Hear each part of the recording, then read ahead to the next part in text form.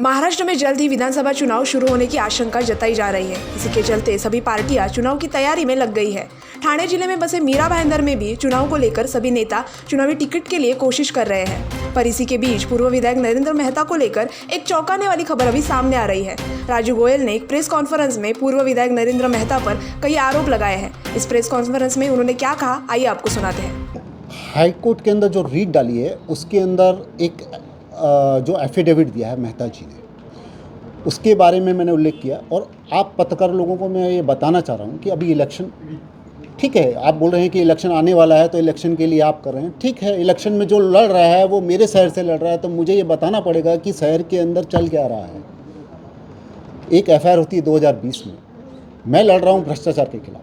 मैंने देखा कि इसके अंदर तो और भी कुछ है, एफिडेविट के अंदर कुछ भी छुपाने जैसी बात तो नहीं है। जो एफिडेविट उन्होंने दिया है उसका क्लेरिफिकेशन होना चाहिए, और हाई कोर्ट के अंदर मैंने रीट डाला, यही मेरा मकसद था और ये आपको बताना चाहता हूँ। सर, ये चुनाव के टाइम में ही क्यों? मैंने आपसे पहले भी बोला, 2013 से मैं ये लड़ाई लड़ रहा हूँ, और चुनाव हो या ना हो मुझे उससे कोई फ़र्क नहीं पड़ता। मैं लड़ाई अपनी बाकायदा जारी ही रखता हूँ, और जैसे जैसे मेरे पास में एविडेंस आते हैं उस समय मैं कोर्ट में जाता हूँ। सर, आपने प्रेस कॉन्फ्रेंस के दौरान इल्ज़ाम लगाया कि किसी पीड़िता को न्याय नहीं मिल रहा है। मैंने एक मिनट, पीड़िता की तरफ से तो कुछ मांगा ही नहीं जा रहा है। देखिए पीड़िता ने अगर एफआईआर किया, अगर गलत एफआईआर भी हुआ है तो वो शहर के लिए अन्याय है कि नहीं?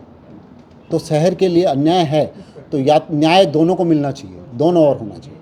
न्याय पीड़िता को भी मिलना चाहिए, और अगर वो जिसके पर इल्ज़ाम लगाया अगर उसके पर एलिगेशन जो गलत लगाएं तो उसको भी न्याय मिलना चाहिए।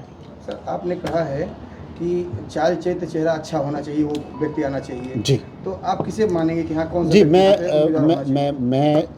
मैंने आपको पहले ही बोला, अगर आपके पास में और भी किसी के पास में ऐसा एविडेंस हो तो अगर कोई भी ऐसा एविडेंस हो मैं उसके खिलाफ लड़ूंगा, चाहे किसी। मैं कोई भी नगर सेवक को आप देखिए, मेरी फेसबुक के अंदर देखिए, मैं उनसे बाकायदा पूछता हूं कि आपने फेरी वालों को इस तरह फ्लैट दिए हुए हैं, रेंटल जो फ्लैट आपने खरीद के जो दिए हैं, और उसी फ्लैट में फेरी वालों का सामान रखते हो। मैं ऐसा कोई भी नगर सेवक नहीं है, बीजेपी का हो, चाहे कांग्रेस का हो, चाहे किसी भी पार्टी का हो। सवाल ये है कि जैसे कि चुनाव अभी नज़दीक आ गया है जी, और फिर आप खुलकर अभी आप प्रेस कॉन्फ्रेंस कर रहे हैं, इससे पहले आपने कभी इस तरह का प्रेस कॉन्फ्रेंस नहीं लिया। देखिए, तो क्या ये माना जाए कि आप किसी के इशारे पे ये प्रेस कॉन्फ्रेंस कर रहे हैं? जी, सवाल ऐसा है कि जैसे जैसे एविडेंस आते हैं मेरे पास में, वैसे एविडेंस मैं देता जाता हूँ। आज तक भी कोई भी एविडेंस मेरे से मांगा गया, कभी भी मैंने कभी भी पत्रकारों को जो भी मेरे पास में मैंने जो किया है मैं व्हाट्सअप डालता रहता हूँ। आपने अभी NHRC का देखा होगा, NHRC का वो तो NHRC का 2022 का केस था शायद, और 2022 का 2024 में जो एविडेंस आए वो एविडेंस अभी सब पेपरों ने डाले। तो ऐसा क्यों है चुनाव के समय ही वो मुद्दा उठता है? मुझे बताइए। NHRC वालों को भी बोलिए आपकी भाई चुनाव आ रहा है, 2022 से लेके आप 2024 तक सो रहे थे क्या? हाँ, मैं यही बोल रहा हूँ ना, वही उसी मैटर के अंदर वही मैटर है। आप देखिए NHRC वालों ने क्या लिखा है, बाकायदा कमिश्नर और पुलिस के ऊपर एक्शन लेने के लिए लिखा।